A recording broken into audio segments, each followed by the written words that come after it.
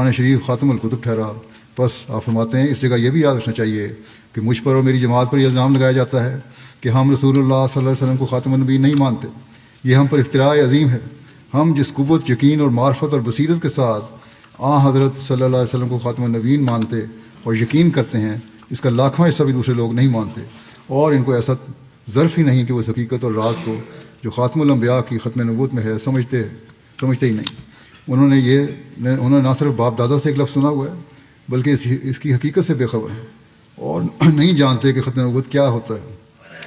اور اس پر ایمان لانے کا مفہوم کیا ہے۔ مگر ہم بصیرت تام سے، جس کو اللہ تعالیٰ نے بہتر جانتا ہے، حضرت صلی اللہ علیہ وسلم کو خاتم الانبیاء یقین کرتے ہیں، اور خدا تعالیٰ نے ہم پر ختم نبوت کی حقیقت کو ایسے طور پر کھول دیا کہ اس عرفان کے شربت سے جو ہمیں پلایا گیا ہے ایک خاص لذت پاتے ہیں جس کا اندازہ کوئی نہیں کر سکتا۔